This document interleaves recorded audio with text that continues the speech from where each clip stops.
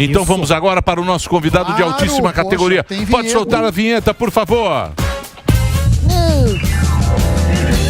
No programa de hoje, um dos rabinos mais cultos e gente boa desse país. Uma pergunta interessante aqui. Rabino, quando o senhor está ansioso e preocupado, qual a receita que usa? A primeira coisa tem que saber que tudo que acontece é por divina providência.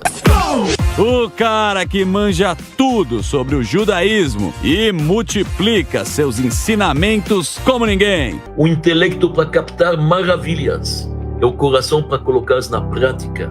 E isto é feito através de usá-los da melhor forma possível. Vamos aplaudir toda a sabedoria e gentileza do Rabino Davi Weitman! Muito obrigado, Weitman, de você ter vindo aqui, nosso querido Davi Weitman conversando com a gente. Eu já tive a oportunidade de entrevistá-lo uma vez aqui na programação da Jovem Pan, ainda no estúdio antigo, quando a gente era só rádio, o Pânico na internet, e ele me deu um livro chamado A Arte de Ser Mais Gente, que está à venda. Esse livro é muito bom, mas é muito difícil você seguir de ser mais gente. Mas eu sempre leio, eu falo, uma hora eu vou conseguir. Obrigado, uma hora a gente... Uma honra estar aqui. Esse livro está à venda na Amazon, você pode entrar... Esse aí, ó. Entra lá, muito legal. É um livro que eu ganhei aqui do Davi. Eu sempre... O que é isso?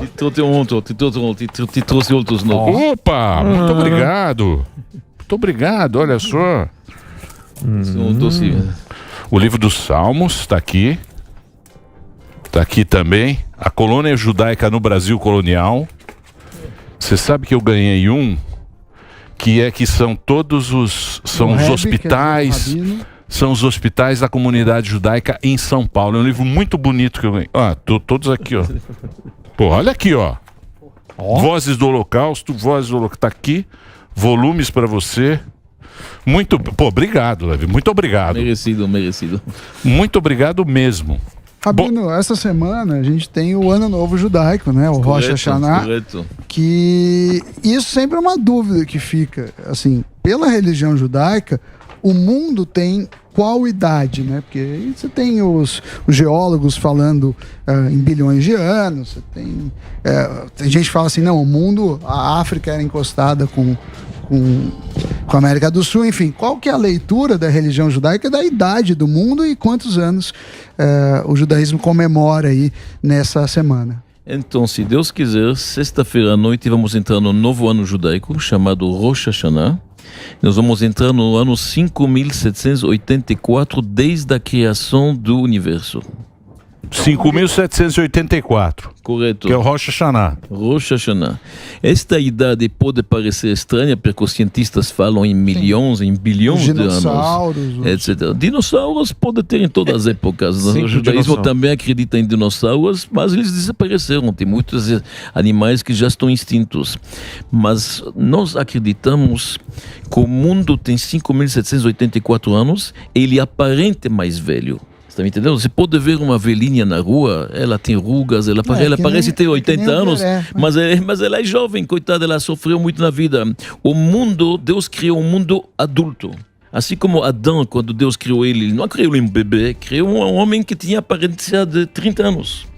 Deus criou montanhas, Deus criou, na verdade, já todo mundo totalmente pronto, é feito. Então, quando você está fazendo as medições científicas, por exemplo, carbono 14, carbono 15, ou você mede quanto tempo demora a luz chegar de uma estrela para nós, com anos-luzes, parece milhões.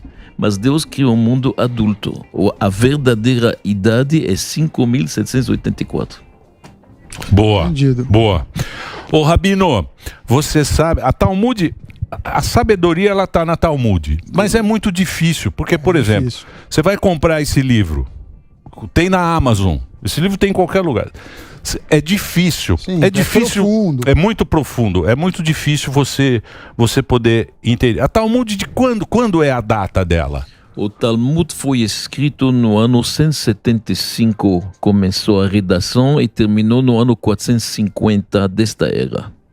Mas o Talmud é a lei oral, que a gente sempre tinha oralmente. Quando Moisés subiu nas alturas no Monte Sinai e tivemos a revelação dos 10 mandamentos e o Pentateuco, a lei escrita, os 5 livros. Isto, a lei escrita, nós temos uma lei oral que nos acompanhou durante 2000 anos. Tá. Depois, quando teve a destruição do segundo templo de Jerusalém, no 1º século, e os judeus foram espalhados pelos mundos, então os grandes sábios viram que não tinha mais contato uma comunidade com a outra. Legiões romanas, guerras, continentes e oceanos escreveram esta lei oral. A escrita da lei oral é o Talmud. O Talmud é a nossa lei oral. Entendeu? Eu entendi. Você sabe que eu estava lendo, até que você que me deu o livro daquele Thomas Sowell, que é um... Sim. Ele é um... Economista. É um economista, tá, um filósofo. Né? E aí ele tava explicando por que os judeus eles têm tanto conhecimento, né? Porque, pô, você pegar prêmio Nobel, né? Você pegar a população e calcular prêmio Nobel é muito grande. Ele fala o seguinte... O que se descobriu é que todo judeu pobre ou rico sempre tem livro em casa. Todo judeu tem um livro na casa. Absolutamente. A educação é obrigatória no judaísmo faz 3.000 anos. A gente fala na nossa reza máxima no Shema, com o pai tem que ensinar o filho. Veshinantam levanecha. Então ninguém está isento disso. Pobre e rico tem que aprender, tem que saber algumas línguas, saber ler, saber escrever, saber transmitir. E isto foi a força da lei oral e agora através do Talmud. Você sabe que na Coreia pegaram o Talmud, colocaram no currículo das escolas, traduziram em coreano, porque eles viram os judeus gostam das elucubrações mentais, gostam de se aprofundar nas coisas. Então eles colocaram no currículo, na Coreia, na Coreia do Sul. Falando nessa questão do... Desculpa, Margarida. Falando dessa questão do conhecimento, na sua análise, a internet ajudou a disseminar mais a palavra, ajudou mais as pessoas a terem mais interesse pela questão judaica? A internet, ela é tecnologia. Tudo que é tecnologia é uma faca de 2 gumes. O que significa? Pode ser usado para o bem como para o mal. É como o ferro, quando descobriram o ferro você pode fazer uma faca, um bisturi para curar alguém, ou você pode fazer uma faca para matar o outro. A força nuclear, você pode usar medicina nuclear, você pode usar energia nuclear, ou Deus nos pode uma bomba nuclear. A mesma coisa, a internet é neutra. Ela pode ser usada para o bem, e realmente nós usamos, nós transmitimos muito judaísmo através da internet, das mídias. A tecnologia não é contra Deus. A ciência não é contra Deus. Deus nos permite evoluir na ciência, aprender e descobrir. Só tem que fazer um uso bom. Tem que ter ética, moral e princípios. Senão a pessoa se perde. Foi ontem ou anteontem, morreu o cientista que fez a ovelha Dolly, a primeira clonagem. E eu queria saber qual que é a visão do judaísmo em relação à clonagem, seja de animais ou num segundo momento de ser humanos, e em relação à inteligência artificial, porque talvez em algum momento ele vai tocar na ética e a sociedade vai ter que resolver o uso disso. Olha bem, se a clonagem é usada terapêutica para poder clonar células, principalmente das primeiras células primitivas que você pode fazer. Alguém lhe falta um pedaço da orelha, ou lhe falta o miocárdio no redor do coração, e através dessas células tronco a gente pode criar isso? Ótimo, excelente. Mas com ética, o que significa? Vamos usar os embriões de casais que estão fazendo fertilização in vitro e que não usaram, esses embriões que vão ser descartados, vamos usá-los. Não vamos fabricar embriões, casais que vão fazer embriões para poder, na verdade, fazer células tronca. Entendeu? A gente tem que usar o que já tem. Tem que ser, o homem tem que saber sua limitação. Ele não é Deus. Ele está aqui para complementar a obra de Deus. Deus nos deu esta chance. Deus não criou... A gente só tem uma centelha, né? Divina. Que nos temos. une. Essa centelha que nos une. Absolutamente. Né? Absolutamente. Então, a tecnologia, a inteligência artificial pode ajudar muita gente em muitas coisas, mas ela tem seu perigo também. Você pode fazer, na verdade, aparecer um discurso de um presidente dos Estados Unidos atacando a China, dizendo jogamos a bomba e amanhã... Então, tem que se cuidar. Tudo tem que ser feito sabendo que tem um criador, tem uma autoridade suprema, tem regras, tem valores, tem princípio. Se tem isto, o ser humano pode usar a ciência, a tecnologia e evoluir muito. Ela está aqui para nos servir. Ô Rabino, ontem eu estava conversando com a minha senhora e um assunto que está muito em destaque agora é doação de órgãos, e a gente estava se perguntando, né? A gente soube que o senhor vinha hoje e eu falei, vou perguntar para o Rabino qual a posição do judaísmo em relação a isso, tendo em vista que algumas religiões, por exemplo, tem algumas religiões que não aceitam transfusão de sangue e tudo mais. Eu queria saber a posição do judaísmo nisso, porque é um tema que está muito em destaque agora, né? O judaísmo aceita transfusão de sangue e aceita também transplantes e doações de órgãos, desde o momento que eu não vou abreviar a vida de um para poder incomprimir a vida do outro. So, por exemplo, alguém quer dar uma córnea, ótimo. Agora, se você quer dar o coração, as técnicas atuais, elas tiram o coração da pessoa quando tem morte cerebral. Mas no judaísmo a morte cerebral não basta, precisa uma parada respiratória, uma parada cardíaca. Então eu só posso tirar o órgão se o homem realmente faleceu. O conceito da vida, ele é absoluto. Ele não, 1 minuto de vida é muito importante. Tem gente que daria milhões para ter 1 minuto de vida e ver seu pai de novo, ou seu filho que faleceu. Sim. Então eu posso fazer doações de órgãos, eu posso aceitar órgãos, mas eu não posso abreviar a vida de ninguém. Isso não. Entendi. Boa tarde. Boa tarde. Para aprender sobre o judaísmo. Boa tarde, Emílio. Boa tarde vocês. Flávio. Como que o judaísmo... É o Flávio agora. É o Flavinho que tá falando. É o Flávio. Flávio é sério. Flávio Fio-Fio. Pois não, Flávio Fio-Fio. Já é o iPhone 15, Rabino? Não. Como que o judaísmo lida com energias? Por exemplo, a energia ruim de algum lugar, a energia de pessoas que podem afetar e levar para um lado ruim. Como que o judaísmo... Palavras também. Isso, palavras. Como que vocês têm uma limpeza, uma purificação de local? Como que lida com isso? A gente acredita na energia, mas principalmente a gente acredita em livre-arbítrio, que é muito mais forte que energia.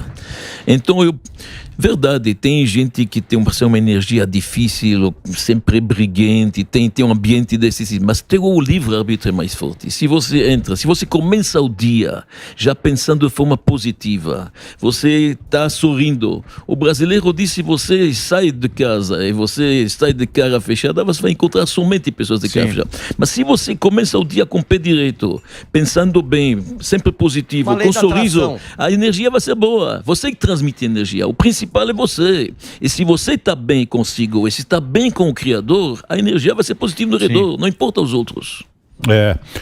Eu vejo muitos vídeos do Rabino, tem os vídeos dele no YouTube.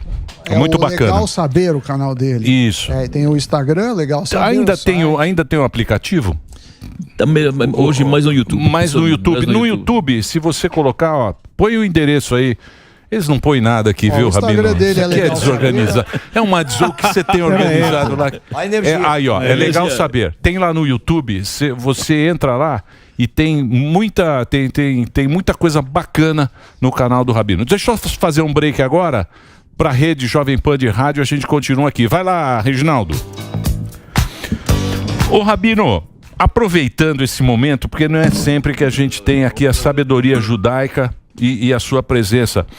E eu acho que hoje em dia as pessoas elas estão vivendo com muita dificuldade. A gente teve uma pandemia, tá tudo muito confuso. Qual é o segredo para a gente lidar com as dificuldades? Como é que a gente pode lidar com as dificuldades? Você Oi. Tá gravando? Não, a gente está no ar. Tá no ar. Estamos no ar, desculpa. Olha bem, é o seguinte, uma pessoa que passa uma dificuldade vai ter muito mais força depois. A dificuldade tem que ser encarada como um trampolim para crescer mais. Em outras palavras, se uma pessoa recebe tudo de mão dada, tudo vem numa colher de prata, esta pessoa nunca fez um esforço pessoal. Ele não vai crescer, não vai se desenvolver tanto. Quando passou a dificuldade, passou o teste, é uma elevação enorme. Então as dificuldades são oportunidades. Esta é a forma correta de ver. Todo mundo tem seu problema. Um é saúde, um é felicidade, um é sustento, um é a sociedade, um é isto. Nós temos que entender que estas dificuldades são para revelar dentro do ser humano forças fantásticas que ele não conhece, que ele não está a par. Quando uma pessoa tem, vamos dizer, perdido o seu trabalho. Perdeu a profissão, tá certo? Ele foi mandado embora, coitado. E de repente ele está em casa e ele começa a cantar. Cantou uma vez, cantou a segunda vez, está indo bem, começa a ver Caracué, grava, vai, não vai no estúdio, fez um primeiro disco. Ele jamais teria descoberto que ele tem o talento para ser um músico, porque ele sempre trabalhou de secretário num escritório. A dificuldade permite revelar forças ocultas. Tem confusão, tem dificuldades, tem problemas, sim. Mas quando supera o problema, você está no outro patamar. É outro. O senhor acha que a gente sempre só vai encontrar o sentido da vida na dificuldade? Porque se a pessoa tem uma vida sempre boa, ela não vai procurar sentido. A pessoa pode ter uma vida sempre boa desde o momento que ele não se apega à materialidade. Se ele sabe que ele tem que também trabalhar consigo o seu caráter. A pessoa pode ter uma vida boa, mas ainda pode ser egoísta, pode ser rancoroso, pode ser que é o nosso caso aqui. Irado. É o nosso caso aqui. Nosso caso. Nós também. Me inclui também. Todos nós temos... Eu tô lendo então, a arte de ser mais gente. Eu tô lendo. Então, eu vou chegar lá. Cada um tem seu desafio. Se nós sabemos que temos que trabalhar nosso caráter, um pouco melhorar e cada vez um passo para frente, esta também é uma luta. Cada um tem sua luta. Ninguém está isento. Boa. Mas o problema é assim, aí entra aquela filosofia que a gente discute. É fácil. Sabino Boquinha. Não, do estoicismo. É fácil a gente ler a filosofia e entender. O difícil é praticar. Porque a gente, por exemplo, ouve o senhor falando e fala, cara, dá pra gente ser diferente. Mas o mundo lá fora não deixa a gente ser diferente. O mundo cobra uma postura onde você tem que ser um animal ou você vai ser comido. Então, assim, como a gente busca esse nosso momento da gente poder ter essa evolução? Só leitura, só a fé? Tem um segredo, se é que essa palavra existe? Vou te dar uma alegoria. A gente costuma dizer que os Hassidim, que são os judeus ortodoxos religiosos, gostam de fazer um brinde com vodka. Uma vez perguntaram para um rabino, mas por que com vodka? Por que não outra coisa? Ele falou, é simples. O Coca-Cola, o Sprite, se você coloca ele no congelador, ele congela. A vodka, você coloca no congelador, fica líquido, não congela. O que significa? O Coca-Cola, ele se impressiona com o que tem lá fora. Então, se está lá fora, está frio, ele também fica frio, fica congelado. A vodka não se impressiona. Nós temos que ser como a vodka. Não olha tanto o que acontece lá fora. Lá fora é lá fora, nós somos nós. Em outras palavras, a pessoa não pode se impressionar pelo que está lá fora. Ele tem que ter seus princípios, seus valores. O mundo lá fora oferece uma série de coisas boas e menos boas. Entendeu? É muito importante a pessoa não se impressionar tanto. De um lado, nós vivemos em função do outro. É interessante, é um pouco um paradoxo, porque a gente não pode viver fechado. O judaísmo não gosta de isolamento, nós não gostamos de ficar nos mosteiros lá fechados, celibato, não é conosco. A gente tem que casar, ter famílias, viver na cidade, conhecer os problemas da cidade, os problemas conjugais, é importante. Mas então, de um lado, a gente tem que viver em função da sociedade, não ser egoísta, ajudar os outros, mas do outro lado a pessoa tem que saber certas atitudes não são minhas, não é minha praia, não é para mim. Mas isso aí você só descobre depois de um tempo, né? É difícil uma pessoa que uma pessoa que tem 20 anos, ela acha que ela quer agradar todo mundo, ela acha que vai agradar todo mundo, só a sabedoria vai crescendo. A vida é um crescimento e dia em dia a gente vai se melhorando, é um caminho. É um caminho. Rabino, eu gostaria de saber sobre a questão do judaísmo, sobre essa, que é uma questão que é colocada e ainda assim, de certa forma, um tabu para todas as religiões, que é a identidade de gênero. Como que isso funciona para o judaísmo? O judaísmo tem definições muito claras. O que significa isto? Homem é homem, mulher é mulher, com todo o respeito. No judaísmo nunca se fez diferença entre homem e mulher. As mulheres têm um destaque importante no judaísmo, elas têm que ser respeitadas ao máximo. E manda, né? Claro. As mães, a própria história, né? Sim, as mães têm muita importância. E as matriarcas judaicas. As matriarcas, exatamente. Raquel, Sara, Leia. O senhor viu Golda? Da Golda Meir? Filme? Você assistiu? Que mulher, que filmaço! Que mulher. Já tá em cartaz, o Golda? Acho que ainda não. Assista esse filme, porque a gente tá falando, de empoderar. A Golda Meir foi a primeira-ministra. Sim, fundou o Estado de Israel. Isso, mas ela foi primeira-ministra na Guerra do Yom Kippur, que foi nos anos 60. E você vai ver o que é uma mulher empoderada. Que coisa, né? Eu até me arrepiei. Esse filme é muito bom. Esse filme é... E ela é aquela atriz fantástica que ganhou... Ela ganhou... Sim, ganhou o Oscar. O Oscar de... Ela fez a rainha, né? Elizabeth. Tá muito bem. Muito bom esse filme. Ellen Mirren, desculpa eu interromper. Que eu lembrei desse filme. Muito bom. Dizem que a Golda Meir se encontrou com o presidente dos Estados Unidos, era depois da guerra. Então o presidente dos Estados Unidos falou: eu gostaria dos generais do exército que vem aqui. Ela falou: também eu quero pegar 2 generais, General Electric e General Motors.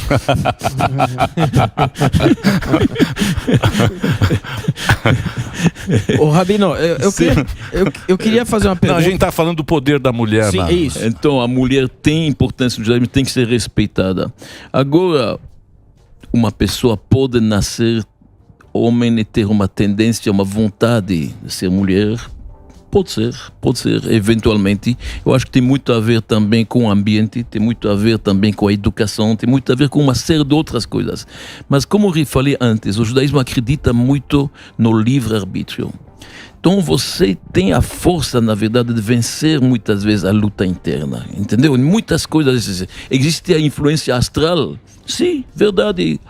Quem nasceu abaixo deles tem a estrela. Sim, mas o teu livre-arbítrio é mais importante. Eu não vou sair de casa porque eu tenho medo que, na verdade, hoje a posição de Marte está assim. Não, eu vou sair de casa, eu tenho força. O livre-arbítrio do ser humano é muito forte. Deus nos deu estas forças não para ficar parado, para ser proativo. Tá vendo, Sam? Boa. O Sam não acredita em nada.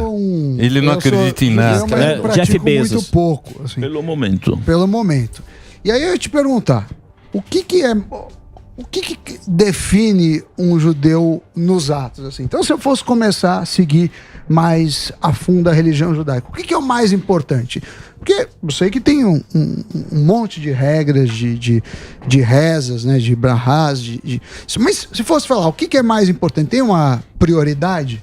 Então, quando você olha as tábuas da lei, você vê uma coisa interessante. A tábua da direita são leis entre o ser humano e Deus. O Shabat, guardar o 7º dia, não trabalhar. A tábua da esquerda é entre o homem e seu semelhante. Então, um é com Deus, a direção vertical e horizontal. Se você quer crescer no judaísmo, tem que crescer em ambas as coisas. Pega uma mitzvah, ou o Shabbat, ou o tefilin, que é o filactério que a gente coloca todo dia da semana, e pega também algo bom para fazer para o semelhante. Vai visitar os doentes no hospital, ou cuida de viúvas e órfãos. Entendeu? Sempre nas duas direções. Este é um bom equilíbrio. Mas fazem sempre isso, porque Israel... Não, mas mandava... a contribuição da colônia judaica é impressionante. Então, nas grandes tragédias é que eles são low profile. Por exemplo, tem a foto aqui do Zuckerman. O Zuckerman está rezando. O Zuckerman agora está em Israel. Estou sentindo falta dele, do Zuckerman. Olha lá, ele mandou para mim. Tem ele rezando? Olha lá, ele está lá no muro. Olha só. Está se preparando para o ano novo judaico. Ele está rezando num lugar que tem 2.000 anos, 3.000. Isto é o templo sagrado, uma das paredes do templo, a parede ocidental. Olha lá, e ele está fazendo uma oração pra gente, diz que hoje ele está lá fazendo uma oração pra gente. Olha só que bacana. Que bacana. Isto é solidariedade e vocês vão ver a diferença. É isso aí. Obrigado, viu, Zuzu? Oi? Principalmente Brasil, Brumadinho, pandemia, Israel sempre o primeiro a oferecer força, ajuda, tecnologia, mantimento. Isso é uma coisa de vocês, isso é maravilhoso. Você ajuda no mundo inteiro, né? Vocês têm esse tipo de ajuda também quando acontecem coisas com vocês, por exemplo? O povo judeu nunca parou de ter solidariedade. Isso. Mesmo nos piores momentos. Acredita-me, nos guetos, sabe que o gueto na Segunda Guerra Mundial, quando os judeus estavam confinados como sardinhas no gueto de Varsóvia, de Lodz, na Polônia, esperando os trens para ir nas câmaras de gás. Havia companhias, havia confrarias para ajudar órfãos, para dar pão para quem precisa, para ajudar aqueles que estão mortos, para enterrá-los com dignidade. Nunca paramos de fazer, na verdade, a beneficência, a benevolência. Nunca. E aqui em São Paulo tem realmente, você sabe do Hospital Einstein, sabe da instituição TENIAD, do Unibes, a gente ajuda os carentes, faz isto com muita dignidade e sempre respeitando o ser humano. Então, com discrição. Não precisa de muito alarde. Ô, Rabino, eu queria saber... Estamos tendo uma aula de conhecimento aqui do Rabino. Porque eu acho que muito mais importância do que... Porque sempre a gente associa a religião, né? Mas eu acho que a cultura judaica, o conhecimento, os princípios, eu acho muito bonito. Humanidade. Eu acho muito bacana. E eu queria perguntar para você, Rabino, qual é a importância da humildade e como é que vocês enxergam a humildade? A humildade é a chave da felicidade e a chave do sucesso. Se uma pessoa se acha importante, ela acha que ele é sucedido, que ele conseguiu, ele fez, ele... Esta é uma catástrofe. Tudo é uma bênção divina. Quem nos permite progredir, ter sucesso, é porque Deus nos deu talento. E se Ele dava esse talento para um outro, talvez fazia melhor ainda. Então é uma dádiva de Deus, nunca pode se esquecer isso. Aquele que se acha importante, orgulhoso, vaidoso, é como um copo de água cheio. Quando o copo está cheio, você não pode encher mais. Então não vai vir mais, não vai ter mais sucesso. Aquele que se acha um copo vazio, sempre pode preencher. E mais ainda, o vaidoso não consegue ter uma rede de amizade, porque ele se acha mais importante, ele sabe melhor que o outro. Com este não vou, com este não sabe. Este não presta, ele sei muito melhor que este, ele sempre acha que sabe melhor. Nunca vai aprender porque ele sabe tudo. Aquele humilde está disposto a aprender de todos. O rei Salomão, o mais sábio dos homens, diz na verdade que o sábio é aquele que está querendo aprender de todos. E aprende. Cada um pode nos ensinar alguma coisa. Do homem mais simples ao mais culto, cada um nos pode aprender. Então, quanto mais humildade, mais sucesso e mais amigável, mais social. Mas o rei Salomão, ele fala, né? Porque ele fala, tudo é vaidade. E se você viver uma vida sem a presença de Deus, ela nunca vai fazer sentido. Você nunca vai ter. E as pessoas estão perdendo essa... seria espiritualidade, eu não sei como chamar direito. As pessoas estão perdendo essa... Está muito materialista. Claro. Uma vida sem pensar, na verdade, no Altíssimo, no Criador, no Todo-Poderoso, o ser humano não evolui. Ele fica assim... Quando a gente diz que Deus é infinito, então cada vez a gente quer um pouco subir mais, se elevar, melhorar nosso caráter, nossas atitudes. A gente quer melhorar a linha vertical e horizontal, como falamos. Mas se você esquece de Deus, então você sofre do seu ego, o egocentrista, eu. Isso é péssimo. Ô Rabino, eu estava lendo aqui a respeito de uma profecia judaica apontando a guerra na Rússia, né? Estava vendo isso e de acordo com o Rabino, né, que estudou a profecia do Talmud, disse que ainda poderia ter a chegada do Messias, né? Eu queria saber a respeito disso aí um pouco mais, né? Como que isso pode se concretizar? E se o senhor acredita que a gente vai ter uma guerra aí que toma proporção mundial aí? Então, muito boa pergunta. Se realmente, de acordo com o judaísmo, ainda o Messias não chegou.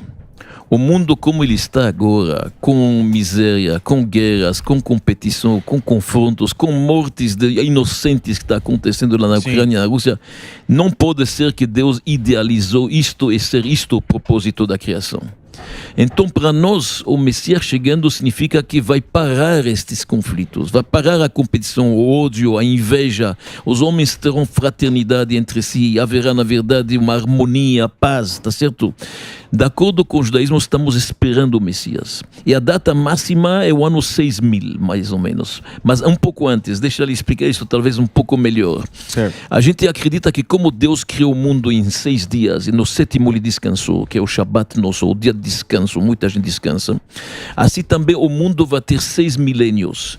O 7º milênio será a época messiânica de paz, de harmonia, de fraternidade, o lobo vai conviver com o carneiro, e assim diante. Todas as profecias de Isaías. Que é a profecia. Que é a profecia de Isaías. Mas no nosso calendário do senhor, só para não perder. Agora, nós estamos em 5784, entrando. Mas acontece o seguinte, o Shabat, o dia sagrado do qual nós não trabalhamos, ele não começa sexta-noite e meia-noite. Ele começa sexta-feira à tarde, às 5 horas da tarde, às 4h30, às 5, 6 horas da tarde. E nós já estamos, pelo cálculo, no sexto milênio, na sexta-feira à tarde. Então a época messiânica é para chegar logo. Estamos bem próximo. E eu não acredito que precisa de uma guerra mundial para isso, porque já aconteceu. Sim. De acordo com as grandes autoridades judaicas cabalísticas, os homens que entendem mística, dizem que o Holocausto já foi aquela guerra que está prevista nos profetas Gog e Magog, aquela que deve anteceder a vida Mashiach, já aconteceu. Então estamos prontos para receber o Messias. Só acreditar e melhorar um pouco, fazer nosso esforço. E aí são 1000 anos, né? São 1000 anos de paz. Esperamos que seja eterno, se Deus. E agora, mas tem muita gente que não acredita nas profecias, mas se você... Tem um monte de profecia que foi realizada. É que a gente não estuda muito. Mar Morto falam que é ciência, né? Tem muita coisa aí, o próprio do rei Davi, né? Demorou muito tempo para que a arqueologia fosse lá e provasse o que estava já escrito lá na... Por que as pessoas assim... Por que as pessoas não acreditam muito, Rabino? Porque é muito mais fácil você fazer o que você quer e todas as tuas paixões e teus desejos. É muito mais fácil. Se você acredita na profecia, você acredita que tem um Deus Supremo que te dita, na verdade, o que é bom e o que não é bom. Então, implica um certo comportamento. Você não acreditar significa que você pode fazer o que você quer. Anarquia. Tá certo? Mas no fundo, todo mundo acredita. Vira uma bagunça, né? No fundo, o ser humano acredita. Sabe aquele ateu que fala, eu sou ateu, graças a Deus. Mais ou menos. Então, todo mundo acredita, depende do momento. Quando ele está um pouco no aperto, ele sabe para quem chamar. No fundo, cada ser humano acredita que existe uma autoridade suprema. E somente Deus pode definir o que é bem e mal. Não tem ateu no leito de morte. E a gente usa os 10 mandamentos à la carte. Isso é que é o nosso erro. E isso está no livro lá. Instintivamente. Esse livro aqui, ó. A arte de ser mais gente é difícil. Mas eu estou tentando, Rabino. Eu vou chegar lá. Chegar lá. Emílio, o importante na vida é a direção. É o mais importante. Uma vez o quinto mestre de Lubavitch, o grande mestre de Lubavitch, ele falou assim: quem está mais alto, aquele que está no terceiro andar ou no primeiro andar? Depende. Se aquele do terceiro está descendo e aquele do primeiro, ele está mais alto. O importante na vida é a direção certa. Vamos devagar, um pouco, cada dia melhorando, mas na direção certa. Se nós temos a direção certa, a orientação certa, chegaremos. Que são os valores. Exato. E quem dá os valores são os pais ou o professor. E você... existem duas coisas que você não tem ciúme. O pai não tem ciúme do filho e o professor não tem ciúme do aluno. Correto. Que é gostoso quando o seu filho é melhor do que você, supera, você se fala, puta, que legal. E quando o aluno supera o professor. Você não é assim, né, Sami? Ele reprova todo mundo. Ele reprova 70%. Ele fala, Sami só tem um. Na verdade, você só é um bom professor se você formou bons alunos que foram mais longe que você. Essa é a definição de um bom professor. Quem que ele conseguiu formar? Se não formou ninguém superior a ele, ele não é um bom professor. Muito bem. Tem perguntas? Eu tenho. O senhor estava falando da Segunda Guerra Mundial. Sim. Como é que é o verdadeiro... Vocês analisam filosoficamente o verdadeiro significado da perseguição dos judeus? Vou te falar uma coisa. O povo judeu sofreu muito. Sim. Opressões, perseguições, massacres. Hitler uma vez explicou por que ele odeia os judeus. Se você lê o livro do Hitler, Mein Kampf, você vai ver, ele fala assim: os judeus é a consciência do mundo. E isto me atrapalha, ele falou. Ele se baseava muito na filosofia de Nietzsche. E Nietzsche escreve: a consciência é para os fracos. Quem é forte não precisa de consciência. Só quando você encontra um judeu, você se lembra que tem um Deus, tem 10 mandamentos. Isto incomoda certas pessoas que são malvados mesmo, como que eu mencionei agora, Hitler, que matou tantos milhões de pessoas inocentes. Ele vê isto e atrapalha. A perseguição aos judeus tem muito a ver com o fato que os judeus contribuíram para o mundo com princípios, valores, monoteísmo, comportamento exemplar, Então tem pessoas que se sentem incomodadas com isso. Que é a nossa cultura, né? Exato, mas hoje, graças a Deus, o mundo passou e ultrapassou isso. Acredito que hoje estamos muito mais no mundo que quer ser fraterno, solidário, ajudar o próximo. Estamos todos sofrendo, vendo inocentes morrendo.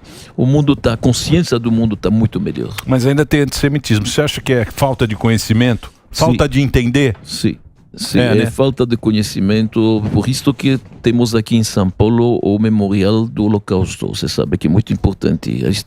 Muitas escolas públicas visitam o Memorial do Holocausto para conhecer quem já viu as cenas do Holocausto. É terrível. Nunca mais será, na verdade, um xenófobo, não será uma pessoa intolerante, não será um antissêmita, não será um racista, porque ele viu onde o homem pode cair, o que o homem pode fazer.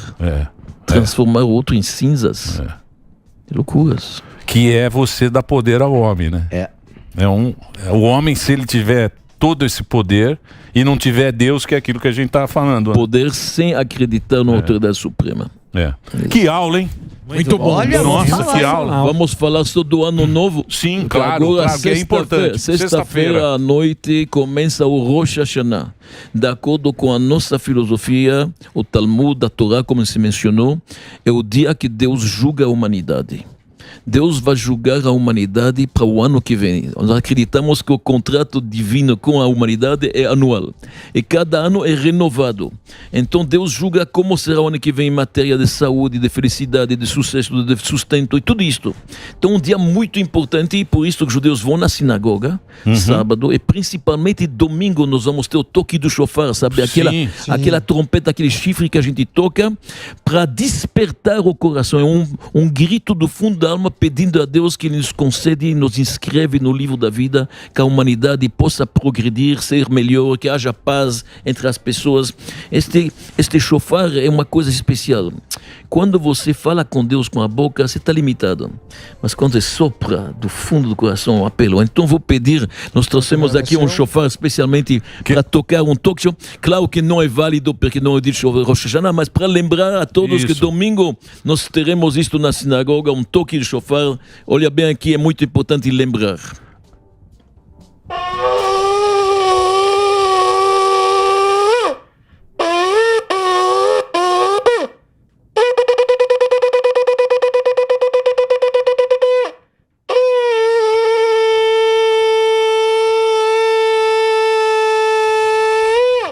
Muito bem.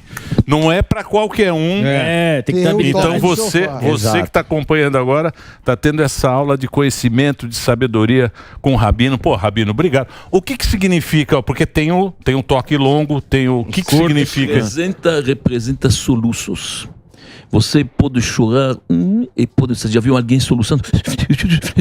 Esses toques é a alma soluçando, reconhecendo seus erros, querendo melhorar, apelando ao Pai Celestial para Ele perdoar. Deus é um choro que você faz para Deus através da... E Deus, antes de ser rei, Ele é Pai. E um rei é difícil perdoar, mas um pai sempre perdoa o filho. E Deus perdoa, Deus esquece, Deus perdoa, faz vista grossa e... Vai ser um ano bom. Vai ser um ano bom. Pô, Rabino, que prazer, que alegria você ter vindo aqui, ó. Que honra. Para mim é um prazer, um privilégio ver todos vocês. Emílio, obrigado. Um ano bom e doce para você. Sucesso em tudo que você faz, materialmente e espiritualmente. Muito obrigado. Muito obrigado a todos. E mandar um abraço pro nosso querido Zuckerman, que queria muito estar aqui.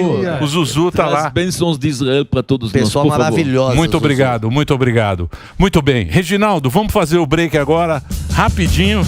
Depois desse programa muito especial para você. Que bacana. Pode rodar, vamos lá.